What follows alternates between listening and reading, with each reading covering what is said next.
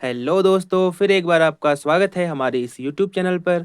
आज की वीडियो में हम करने वाले हैं क्लास 8th मैथमेटिक्स के चैप्टर नंबर 6 को, जिसका नाम है घन और घनमूल।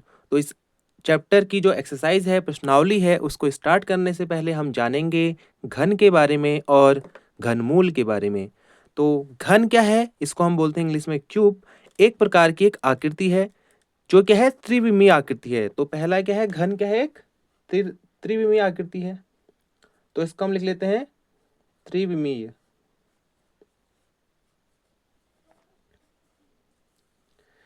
त्रिविमीय आकृति है। त्रिविमीय का मतलब क्या है? जिस आकृति में क्या होंगी, लंबाई होगी, चौड़ाई होगी और ऊंचाई भी होगी। तो ऐसी चीजों को हम बोलते हैं त्रिविमीय। तो आपने ये देखा होगा, ये एक रूबिक क्यूब है। तो इसकी आपने देखी होगी कि इसकी जो लंबाई है, इसको अगर हम लंबाई बोल लें तो ये लंबाई और ये लंबाई, ये चौड़ाई और ये ऊंचाई जो है, ये क्या है, इसमें तीनों चीजें हैं। तो ये क्या है, त्रिविमीय आकृति है। तो जो घन है उसकी क्या खास बात है कि उसकी लंबाई, चौड़ाई और ऊंचाई तीनों बराबर होते हैं। तो आप देख सकते हैं इस घन में, तो इसकी लंबाई है और ये इसकी चौड़ाई है और ये यहाँ पर इसकी ऊंचाई है। तो तीनों क्या है, आपको देख के ही पता चल रहा है कि तीनों बराबर लंबाई के हैं। ठीक है, तो ये है हमारे पास एक त्रिविमीय आकृति, इसको बोलते हैं घन। घन के क्षेत्रफल के बारे में आप आने वाले शायद 10वां चैप्टर है उसमें आप पढ़ेंगे। तो अभी हमें सिर्फ आकृति के बारे में जानना है कि घन क्या होता है। ठीक है, तो इसकी लंबाई, चौड़ाई और ऊंचाई बराबर होती है। तो अब हम देखते हैं संख्याओं में घन किसको कहा जाता है।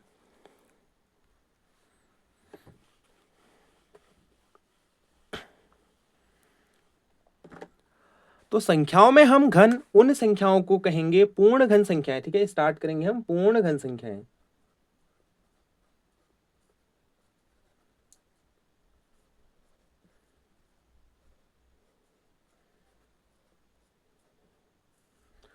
पूर्ण घन संख्याएं क्या होती हैं? ऐसी संख्या जिसको जो किसी एक संख्या के 3 बार गुणा होने से बनी है। ठीक है, यहाँ मान लीजिए एक संख्या हमारे पास a है, तो इसको 3 बार गुणा करके हमें मिलता है a⁻³ मिलता है। ठीक है, तो ऐसे ही हम स्टार्ट करते हैं। सबसे छोटी जो हमारी पूर्ण घन संख्या होती है वो होती है 1। इसको हम 3 बार 1 से गुणा करेंगे तब हमें ये मिलती है। इसके बाद अगली जो हमारे पास घन संख्या है वो होगी 2 को 3 बार गुणा करने से जो हमें मिलेगी। तो 2 को 3 बार गुणा करने से हमें क्या मिलता है? 8। ऐसे ही 3 को हम 3 से 3 बार गुणा करेंगे तो हमें मिलेगा 3×3=9=27। तो ऐसी संख्याओं को हम बोलते हैं पूर्ण घन संख्याएं। तो आप लोग पूर्ण घन संख्याएं 1 से लेके 10 तक याद कर सकते हैं। यानी कि 1 का जो घन होगा वो होगा हमारे पास 1 और 10 का घन होगा हमारे पास 10 का घन होगा 10×10×10। तो ये जाएगा बराबर 1000। तो इस प्रकार से आप 1 से 10 तक याद कर लें। अब हम देखते हैं घन के बारे में कुछ रोचक तथ्य। तो रोचक तथ्यों में पहला हमारे पास है क्रमागत विषम संख्याओं को जोड़ना। तो इसका क्या अर्थ है? तो हमारी जो पहली पूर्ण वर्ग संख्या है, पूर्ण घन संख्या है, वो क्या है? 1। ठीक है, तो इसको हम लिख सकते हैं, ये 1 की घात 3। तो ठीक है, घन का अर्थ है हम किसी चीज की घात 3 कर रहे हैं, यानी इसको 3 बार गुणा कर रहे हैं। तो इसको हम कैसे क्रमागत विषम संख्याओं के रूप में दर्शा सकते हैं, उसी के ऊपर हमारे पास ये वाला तथ्य है। तो अगला है हमारे पास 8 है। तो इसको हम कैसे लिख सकते हैं? 1 के अगले यहाँ पर जो 2 क्रमागत विषम संख्याएं हैं, 3 और 5 के योग के रूप में। तो ये किसका घन है? 2 का। अब हम इसमें अगले यहाँ पर 3 विषम संख्याओं को लिखेंगे तो हमें 3 का घन मिलेगा। तो अगली है 5 के आगे जो है 7 धन 9 धन 11। तो यहाँ पे हमें मिलना चाहिए क्या? 3 का घन कितना होता है? 27। इसी प्रकार से फिर 11 से आगे को हम अब आप एक चीज़ ध्यान दें कि यहाँ पे हमारे पास हमें 1 का घन निकालना है तो यहाँ पे केवल एक विषम संख्या है, और यहाँ पे हमें 2 का घन निकालना है तो हमारे पास 2 क्रमागत विषम संख्याएं हैं, और 3 का घन निकालना है तो हमारे पास 3 क्रमागत विषम संख्याएं हैं। तो इसी प्रकार से हमारे पास अगला हो जाएगा 4 का घन निकालना है तो हमें 4 इससे आगे वाली जो है क्रमागत विषम संख्याएं लिखनी है और उनको जोड़ना है। 13 के बाद हो जाएगा 15, 15 के बाद 17, 17 के बाद हो जाएगा 19, तो हमें मिलेगा फिर 64 मिलेगा, और ये होता है 4 का घन। तो ऐसे ही आप आगे को कर सकते हैं। ठीक है, तो आप देखते हैं हम इसका अगला तथ्य। अगला इसमें तथ्य है घन से संबंधित, वो है घन और इसके अभाज्य गुणनखंड। जैसे हमने वर्ग में देखा था कि किसी भी संख्या का जो हम अभाज्य गुणनखंड कर रहे थे, 2 2 का हम जोड़ा बना रहे थे, यहाँ हम बनाएंगे 3 3 का जोड़ा। जैसे हमने 64 लिया तो आपको अब याद हो गया होगा कि 64 क्या है, एक पूर्ण घन संख्या है। तो इसको हम इस प्रकार से इसके अभाज्य गुणनखंड करेंगे। तो सबसे छोटी अभाज्य संख्या से हम स्टार्ट करते हैं, तो 2 से करेंगे तो हो जाएगा 32, फिर 2 से करेंगे तो 2 1 2, 2 6 12, 2 फिर 28 16, 2 चक्को 8, 2 दूना 4, 2 1 2। तो यहाँ पे 1 लाना है, तो बाकी सब सेम है जैसा हम वर्ग में करते हुए आ रहे हैं, लेकिन हमें यहाँ क्या करना है, 3 3 का जोड़ा बनाना है। और हमें अगर 64 का हमें निकालना है, घनमूल निकालना है, तो घनमूल निकालने के लिए हम चिन्ह तो यही लगाते हैं, लेकिन यहाँ पे 3 लिख देते हैं। तो यहाँ पे लिखेंगे 64, तो इसका घनमूल होगा हमारे पास 4। 4 कैसे आया, इन दो जो हमारे पास 3 3 का जोड़ा बना है, 2 और 2 का 2 जोड़े बने ना, 1 और 2, तो ये हो जाएगा 4। और इसको इस प्रकार से भी लिखा जाता है, घनमूल को इसके अंदर कोई संख्या हो जाएगी यहाँ पे 3, और इसको इस प्रकार से भी, मान लीजिए संख्या हमारे पास x है, तो इसको इस प्रकार से भी लिखा जाता है। तो इतना आप याद रख लें कि गुणन इसी वाले में हमने ये भी बता दिया है कि अभाज्य गुणनखंड क्या होते हैं घन के, और घनमूल क्या होता है। ठीक है, तो घनमूल इसी को कहेंगे हम अगर हम उसके अभाज्य गुणनखंड करें और 3 3 का जोड़ा बनाकर इस प्रकार से गुणा करके निकालें, तो जो हमारे पास मिलेगी संख्या, ये हो जाएगा इसका घनमूल। तो हम इसके 1 2 और उदाहरण कर लेते हैं। तो इसका हम एक और एग्जाम्पल लेते हैं यहाँ पर 343। मान लीजिए कि हमें 343 का घनमूल निकालना है, तो हम कैसे निकालेंगे। ठीक है, घनमूल यानी कि इस प्रकार से। तो इसको निकालने के लिए हम अभाज्य गुणनखंड विधि का ही प्रयोग करेंगे। तो इसमें हम देखेंगे कि 3 से भागा नहीं जाता है, किससे जाता है, आप एक एक करके ट्राई करेंगे तो इसमें 7 से जाता है। तो हो जाएगा 7 चक्कू 28, 7 चक्कू 28 और 7 नम्मा 63, 49 है। फिर 7 से किया तो यहाँ पे 7 और यहाँ पे 1, तो एक तक ही करना होता है। तो यहाँ पे हमें जोड़ा जो बना हमारे पास कितना, एक जोड़ा बना, और किसका जोड़ा बना हमारे पास 7 का, तो हो जाएगा इसका आंसर हो जाएगा 7। तो अब हम देखेंगे कि संख्या को हम पूर्ण घन बनाने के लिए उसमें हम क्या गुणा करें और किससे भागा दें। तो अब आपने देखा होगा जैसे यहाँ पे 3 3 का जोड़ा बन रहा है, मान लीजिए यहाँ पर 2 भी होता तो 2 का यहाँ पे क्या है, जोड़ा नहीं बनता। तो इसको पूर्ण वर्ग बनाने के लिए हमें या तो फिर इसमें 2 और 2 से गुणा करना पड़ता है यानी कि 4 से, या फिर इसको 2 से भागा देना पड़ता। ठीक है, इसका उदाहरण देते हैं आप तुम्हें। स्टार्ट करते हैं हम पूर्ण घन बनाने के लिए भाग। संख्या बनाने के लिए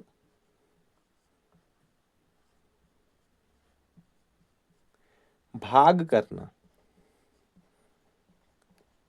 तो यहाँ पे हमें संख्या को पूर्ण घन बनाने के लिए भागा करना है। ठीक है, मान लीजिए हमारे पास एक संख्या है, हमारे पास 100, तो हमें 100 का यहाँ पे घनमूल निकालना है। ठीक है, घनमूल निकालने के लिए क्या है, हमें इसका क्या है, गुणनखंड करते हैं। इसमें पहले हम देंगे 2 से, अभाज्य गुणनखंड विधि अब आप सीख गए होंगे। यहाँ पे आएगा 50, फिर 2 से करेंगे यहाँ पे आएगा 25, फिर 5 से करेंगे तो हो जाएगा 5, और फिर 5 से करेंगे तो हो जाएगा 1। तो आपने यहाँ पे देखा इसको कि यहाँ पे ना 2 का जोड़ा बन रहा है और ना ही 5 का जोड़ा बन रहा है। तो इसको पूर्ण वर्ग बनाने के लिए हमें भागा किससे देना पड़ेगा, इनके गुणनफल से देना पड़ेगा। तो 100 को हम भागा देंगे इनके गुणनफल से, तो 2 गुणा 2 गुणा 5 गुणा 5, तो हमारे पास आएगा कितना, 100 बट्टा 2 दूना 4 पंजे 20 पंचे 100, तो 1 आएगा। तो इसको एक क्या हमारे पास पूर्ण घन संख्या है नहीं है, ये आप पढ़ चुके हैं। तो एक और ट्राई करते हैं, एक और हम ट्राई करते हैं। 256 का हमें घनमूल, इसको पूर्ण घन बनाना है, ठीक है। तो इसको पूर्ण घन बनाने के लिए क्या करेंगे हम, वही गुणनखंड विधि। 256 2 से भागा देंगे, 2 1 2, 2 दूना 4, 2 3 6। अब इसमें कितने से जाएगा, 3 से जाएगा, 3 चक्को 12, 3 1 3। एक सेकंड, यहाँ पे थोड़ा सा, यहाँ पे इसमें गलती हो गई है, ठीक है, जो आपको नहीं करनी है, ठीक है। तो यह है 256, तो 2 1 2, 2 दूना 4, फिर एक इधर आएगा तो 16 हो जाएगा, 2 8 16, फिर 2 से भागा देना है, 2 छक्का 12, 2 चक्को 8, फिर 2 से भागा देंगे, 2 3 6, 2 दूना 4, फिर 2 से देंगे तो आएगा 16, फिर 2 से करेंगे तो आएगा 8, फिर 2 से करेंगे तो 4, फिर 2 से करेंगे तो 2, फिर 2 से करेंगे तब आएगा हमारे पास 1। तो हमें 1 तक ही लाना होता है। तो यहाँ पे जोड़ा हमें बनाना है फिर 3 3 का, 3 3 का जोड़ा बनाने के बाद जो हमारे पास बच रहा है, कितना बच रहा है हमारे पास, 2 गुणा 2 बराबर 4 बच रहा है। तो अगर हम 256 को 4 से भागा दे दें, ठीक है, भागा दे दें, तो ये एक पूर्ण घन संख्या बन जाएगी। तो ऐसा ही सवाल प्रश्नावली में आएगा, तो उसका आंसर हो जाएगा 4, ठीक है। तो 256 को हम अगर भागा देंगे 4 से, तो हमारे पास निकल के आएगा 4 छक्का 24, 4 चक्को 16, तो 64 निकल के आएगा। और 64 एक पूर्ण घन संख्या है, आप जानते हैं। और 64 का जो घनमूल होता है वो कितना होता है, ये जो जोड़े बन रहे हैं, 2 2 के 2 जोड़े, 2 दूना 4, तो इसका घनमूल कितना बन रहा है, 4। अब हम देखेंगे गुणा करने से पूर्ण वर्ग संख्या बनाना। तो अब हम सीखेंगे कि गुणा करके पूर्ण घन संख्या कैसे बनाई जाती है। तो अभी तो हमने सीखा भागा देके कैसे बनाया जाता है, अब हम गुणा देके देखेंगे कि कैसे किसी संख्या को पूर्ण घन संख्या बनाएंगे। तो इसके लिए मैं एक एग्जांपल कोई सा भी ले लेता हूं, मैं लेता हूं 425 ले लिया मैंने, ठीक है, 425 ले लिया। तो इसका हमें पूर्ण घन निकालने की कोशिश करनी है, ठीक है। तो 425 को हम अभाज्य गुणनखंड करेंगे इसके हम। तो इसमें सबसे पहले जाएगा 3 का, जाएगा क्या, 5 2 7 4 11, तो इसमें 3 का नहीं जा रहा है। एक वीडियो मैं आपके लिए लेके आऊंगा जिसमें मैं विभाज्यता के नियम बताऊंगा कि कैसे आप बता सकते हैं कि किससे इसमें भागा जाएगा। तो वो क्लास 6 में है, अगर आपने नहीं पढ़ी है तो मैं उसको दोबारा से आपके लिए वीडियो बना लूंगा। तो इसमें जाएगा हमारे पास 5 से, तो 5 8 40, फिर 5 बच्चे 25, फिर से इसमें 5 से भागा जाएगा, तो 5 का 5, 5 सत्ते 35, और फिर इसमें 17, तो आएगा कितना, 1, ठीक है। तो यहाँ पे देखिए, हम आपने देखा होगा कि यहाँ पे कोई भी यहाँ पे हमारे पास संख्या नहीं बन रही, क्या 3 का जोड़ा किसी का भी नहीं बन रहा है। तो अब हमें इसको 3 का जोड़ा बनाने के लिए हमें क्या चाहिए, 1 5 और चाहिए ताकि इसका जोड़ा बन जाए, 3 का पे वो बन जाए। और इसमें हमें 2 चाहिए यहाँ पे 17।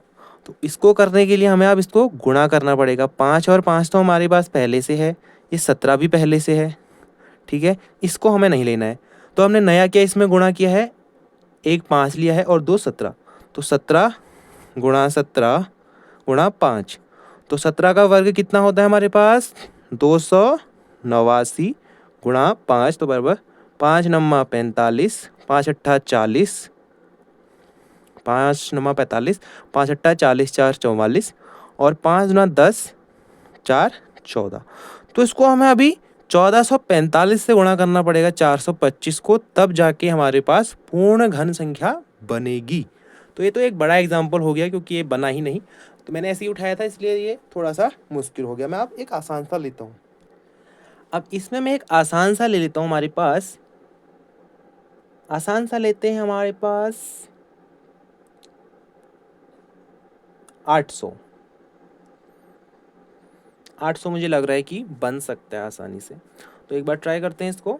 तो इसका हमें बताना है कि इसको हम किससे गुणा करेंगे कि एक पूर्ण वर्ग संख्या बनेगी। अभी तो एक पूर्ण वर्ग संख्या नहीं है, तो इसको हम इसके अभाज्य गुणनखंड करेंगे। इसके 2 से करेंगे तो आएगा 400, फिर 2 से करेंगे तो आएगा 200, फिर 2 से करेंगे आएगा 100, फिर हम करेंगे फिर 2 से तो आएगा हमारे पास 50, फिर 2 से करेंगे आएगा 25, फिर 5 से करेंगे तो आएगा 5 और 5 करेंगे तो आएगा 1। तो अब देखना है हमें 3 का जोड़ा कितना बन रहा है, केवल 2 का ही वाला बन रहा है, इसमें नहीं बन रहा है, इसमें नहीं बन रहा है। तो इनको कितने की अभी ज़रूरत है, तो इसको 1 2 की और ज़रूरत है, तो हमने वो यहाँ पे लिख लिया। और इसको एक 5 की ज़रूरत है, तब इसका 3 का ग्रुप बनेगा, जोड़ा बनेगा, तो एक 5। तो इसको हमें केवल 10 से गुणा करना है ताकि एक पूर्ण वर्ग संख्या बनेगी। तो कितना हो जाएगा फिर ये 10 से गुणा करने के बाद हो जाएगा 8000 हो जाएगा फिर ये। और 8000 किसका घन होता है, 20 का होता है, ठीक है। तो ये हमारे पास इसका आंसर हो जाएगा। प्रश्नावली में ऐसे ही सवाल आएंगे, उनको आपको ऐसे ही करना है।